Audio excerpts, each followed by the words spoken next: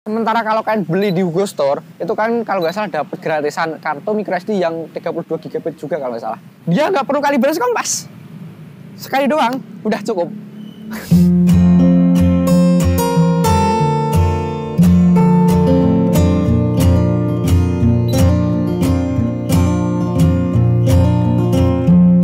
Saatnya review MGX Bugs 19 Entol. Link pembelian selalu ada di deskripsi ya. Oke, selamat pagi, balik meneh neng Dianku channel. Sebelum kita lanjut, boleh dong like video ini cuy. Like video ini cuy.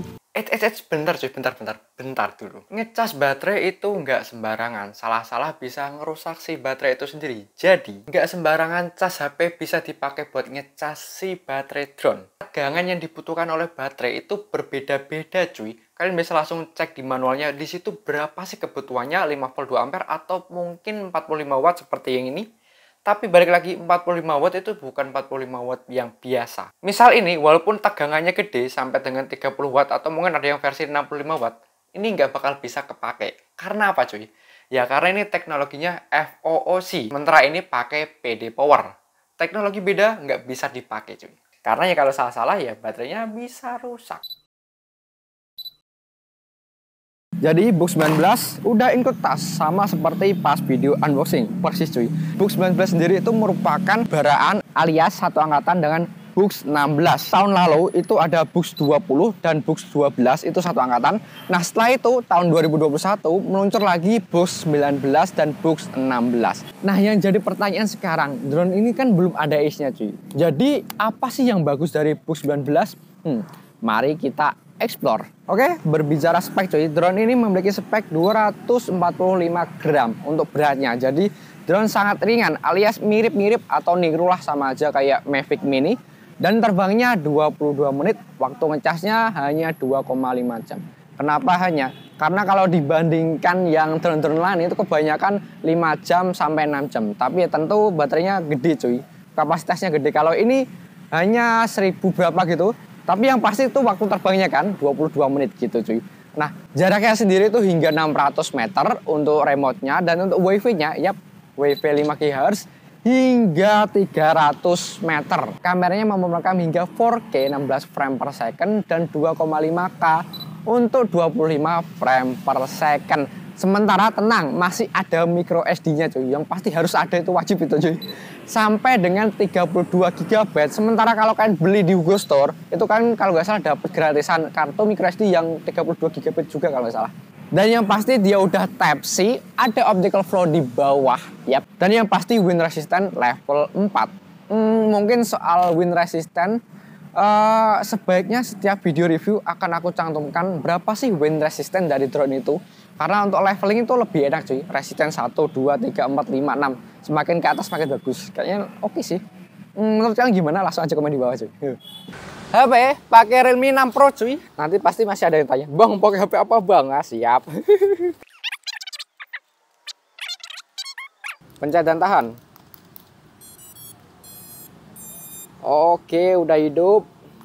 Lanjut ke remote-nya cuy.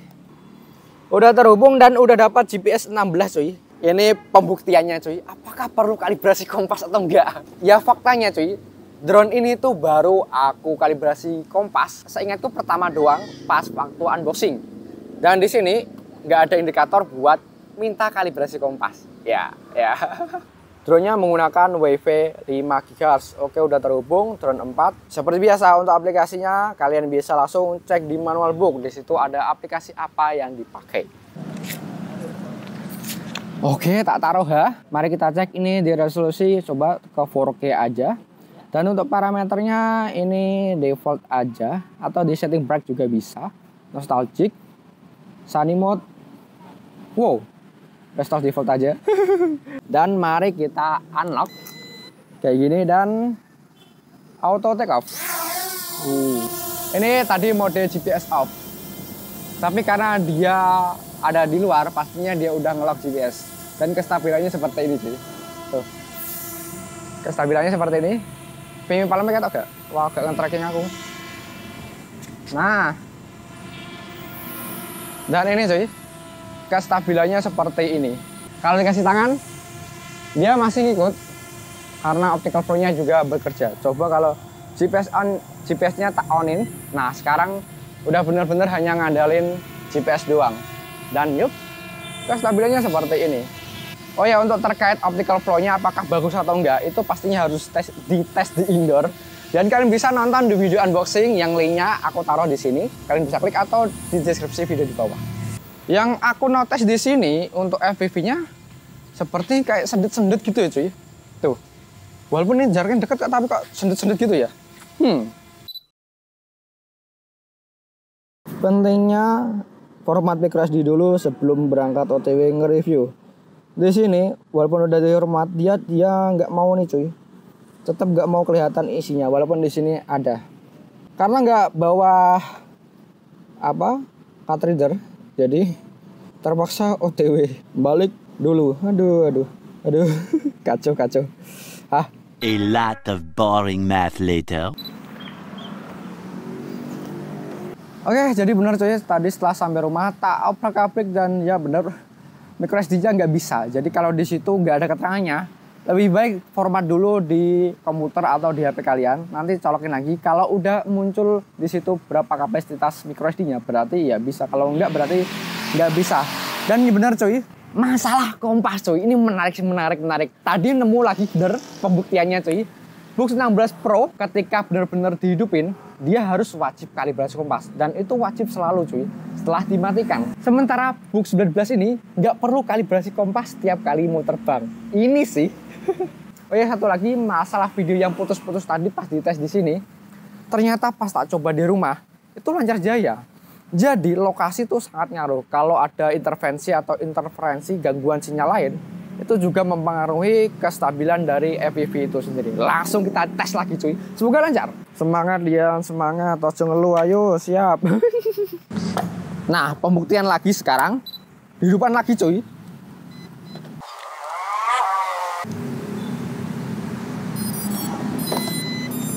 Nah, udah terhubung. Apakah perlu kalibrasi kompas?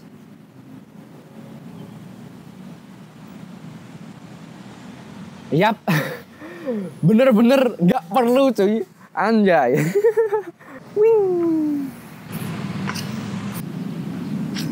Oke, langsung arming dan auto take off. Oke, yap, tentu dia akan stabil lagi. Kecepatan 1 cuy sekarang. Dia lebih mendingan daripada versi sebelumnya yang kayak slow banget. Ini dia lebih ngebut walaupun nggak ngebut parah. Ini kecepatan 1. Coba kecepatan 2. Ini sekarang kecepatan 2. Dia lebih oke. Tuh. Ya udah, karena tadi hampir kehabisan baterai, mari kita coba langsung 4K lagi biar lebih optimal. Tadi kan memorinya nggak ada coy. Nah, sekarang memorinya ada. Kan bisa menilai sendiri. 4K 16 frame per second, kualitasnya seperti ini. Coba tak diemin ya, kestabilannya seperti apa sih? Karena kan kita tahu di sini tuh nggak ada ice. Tapi dengan kondisi yang tenang seperti ini, nggak ada yang namanya angin, maka hasilnya akan seperti ini kualitasnya cuy. Kualitasnya akan seperti ini. Oke, coba maju pelan. Ya, kayak gini. Apakah dia berjelo gitu, bergelombang? Kalau getar itu harusnya sih pasti karena dia nggak ada gimbalnya. Tapi kalau jelo itu bergelombang gitu cuy, gitu. Itu kalau jelo. Kalian bisa menilai. Kalau dari FPV-nya sih kurang begitu kelihatan karena FPV-nya sering jeda tuh, sering jeda FPV-nya. Jadi nggak bisa dinilai lewat FPV-nya. Kalian bisa nilai langsung di video ini. Kalian lihatnya kayak gimana. Oke, seperti itu. Nah, sekarang coba langsung ganti ke yang tadi, satunya lagi di 2,7K, 2,7K. Di 2,5K hasilnya seperti ini. Mode slow. Coba. Set. Nah, ini. Iya. Ini kualitasnya, cuy. Oh ya, BTW, masalah naik turun kameranya belum aku coba. Ini dengan frame per second lebih bagus, harusnya lebih oke. Nah, ini kameranya bisa dinaik turunkan kayak gini cuy. Full ke bawah. ataupun full maju ke atas. Tuh. Pergerakan kameranya, bentar, pelan-pelan. Oke. Lumayan juga ternyata cuy. Yang aku notice sih dari ini kelemahan yang aku temuin, pertama adalah soal ya dia belum ada is pastinya itu. Dan yang paling urgent banget yaitu masalah ya tadi dia nggak perlu kalibrasi kompas. Dan secara kestabilannya, anjay, anteng banget sih ini. Anteng banget, asli dah. Mari kita coba tes FPV-nya. Aku yakin sih ini nggak bakal bisa jauh ke sana ya. Karena kemarin kan ke sana. Sebelum tes FPV, ya langsung tes FPV aja dah ke sana. Oke. Kalian bisa menilai kualitasnya. Dan FPV-nya nanti akan putus di berapa meter di sini karena speknya hanya 300 meter doang. Oke, FPV-nya di sini udah terputus di jarak 150-an tadi. Ya, FPV-nya sih untuk MJX sampai sekarang sih masih kalah ya dibandingkan yang merek-merek lain untuk kualitas dari jangkauan FPV-nya sendiri. Oh, sempat connect lagi. Oke, sempat connect cuy. Sempat connect di jarak 160 dengan resolusi tadi 2,5K. Full speed maju, kecepatan low, FPV-nya belum nyaut lagi. Kecepatan high. Nah, ini high. Oke. Tapi yang tak notice lagi dari FPV-nya, ketika jaraknya udah jauh dan dia kayak nggak bergerak itu, di sini FPV-nya otomatis kembali tersambung dengan otomatis cuy. Dan ya ini ada pointer sendiri cuy. Karena kemarin kalau nggak salah Bux 16 itu agak struggle soal nyambung wifi-nya. Di sini lumayan. Tapi kemarin Bux 16 secara wifi-nya sih lebih bagus sih, maksudnya dekat itu dia lancar banget. Kalau ini dekat jeda-jeda. Tapi kalau jauh kadang nyaut. Nah, gimana tuh? Ya seperti itu, kualitasnya kayak gini. Karena banyak banget yang nanya, wah review kok nggak dilihatin kualitas dari kameranya, kok ngomong terus gitu kan. Kita coba langsung RTH. Jadi TKP-nya di sini, coba RTH. Untuk masalah grip terangnya, yang pasti kan bisa atur di settingan. Nah di sini di settingannya, brightness.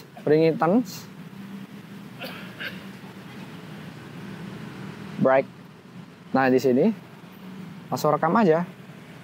Nah, ya kayak gini. Kalau brightness-nya dikurangi, gambar hijaunya sih FPV-nya oke. Dan ini malah lancar sih, pas bener-bener di atasku persis. FPV-nya lancar aja ya.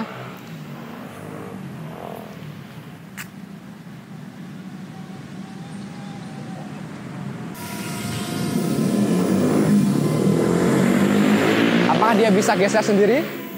Apakah geser sendiri? Bisa nggak? Oh, nggak bisa, deng. Oh, coba. Dia sepertinya geser ke sana. Coba gas lagi ya. Aku penasaran coy. Misal ya, startnya dari sini. Apakah dia akan geser ke situ? Karena di sini kan ada hanya.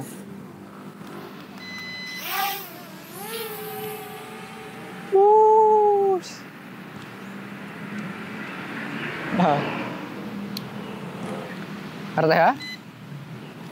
Oh, kurang jauh cuy. Oh, udah RTH sih. RTH ini tadi di settingan ketinggian entah. Coba kita cek. RTH-nya apakah tadi di sini startnya dan apakah dia akan geser ke sana? Oh. Bentar, kita cek apakah dia akan bisa geser seperti mini atau tetap sesuai titik sini. Oh, tetap sesuai sih. Tetap sesuai titiknya. Dan keakurasiannya just sih. Nah, landingnya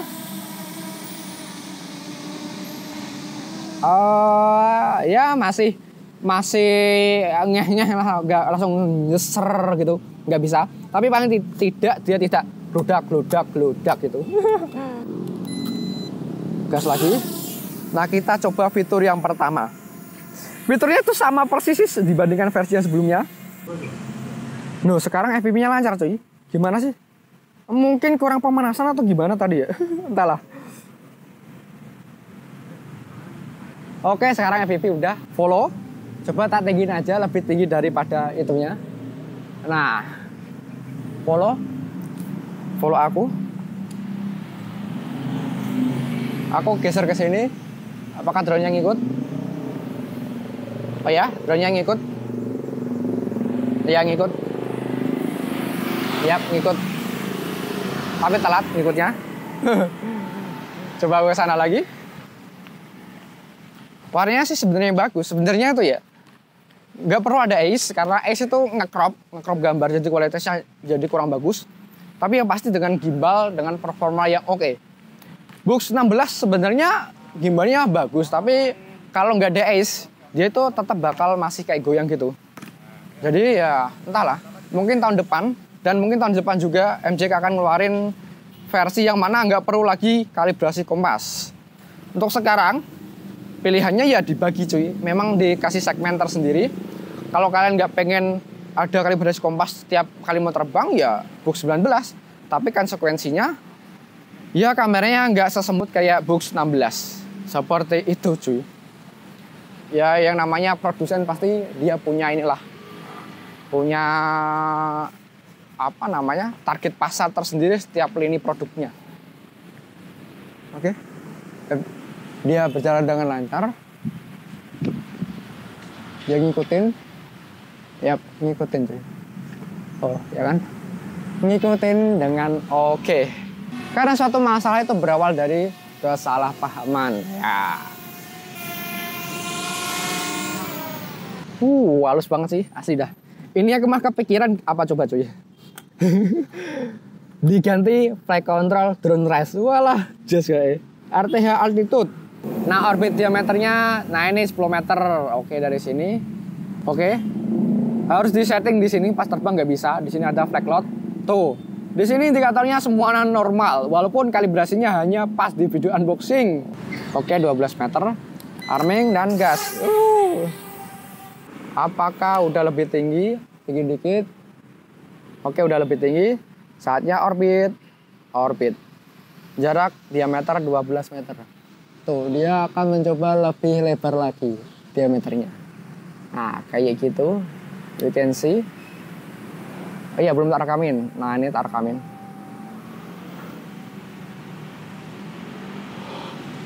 Yap.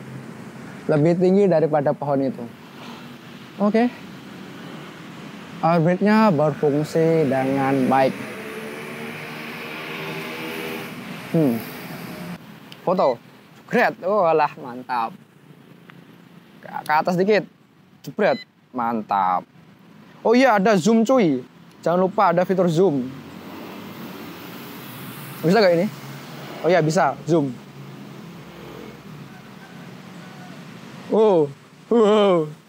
Tapi sih coba ya. Aku yakin fitur zoom ini nggak bakal berfungsi. Maksudnya hasilnya tuh akan jelek. Coba ya, tak rekamin lagi. Tak zoom. Bisa jadi kerekam juga hasilnya seperti ini. Ataupun hanya previewnya doang. Jadi kesimpulannya apa bang? Menarik karena dengan harga 2 jutaan sebenarnya kan udah bisa mendapatkan seri sebelumnya itu Bux 20 dan Bux 12. Yang mana performa dari kameranya itu ya sementara ini jauh lebih stabil karena dia udah ada ace. Sementara untuk Bux 19 ini belum ada ace. Itu yang pertama. Untuk yang kedua, untuk versi ace sebenarnya ada. Tapi karena ya kita tahu kelangkaan chip yang ada di pasaran saat ini, maka ditunda dulu, mungkin akhir tahun atau semoga aja nanti akan keluar versi ace-nya. Poinnya adalah cuy, drone ini menawarkan yang pertama, dia ukurannya sangat kecil dengan ketahanan baterai 22 menit itu sangat jos banget, dan tadi udah terbukti 22 menit pastinya, dan ngecasnya hanya 2,5 jam doang. Sementara untuk kualitas dari ini kamera sendiri menghiraukan kestabilannya terkait dari detail dan kualitas kamera ini sendiri, kalian bisa nilai tadi di video reviewnya tadi, karena sampai sekarang aku belum lihat realnya seperti apa sih kualitasnya. Dan yang pasti nih cuy, dia nggak perlu kalibrasi kompas. Sekali doang, udah cukup. Terus apa lagi? Yang pasti dia udah ada optical flow di sini, jadi terbang di indoor aman. Tapi dengan catatan harus dalam keadaan terang karena di sini nggak ada lampu LED-nya. Jadi rekomend atau enggak? Ya kalau kalian mending, mungkin versi yang sebelumnya lebih prefer untuk harga 2 jutaan. Tapi kalau kalian pengen dengan ukurannya lebih kecil, kayak gini, ini oke. Terlebih tadi kompasnya hanya perlu kalibrasi sekali doang. Selebihnya kalian bisa menilai sendiri. Pokoknya terima kasih udah menonton video ini. Sorry-nya kalau ada kesalahan atau ya penyampaian yang kurang oke menurut kalian, tolong dimaklumi. Pokoknya terima kasih menonton. Terima kasih. Yo,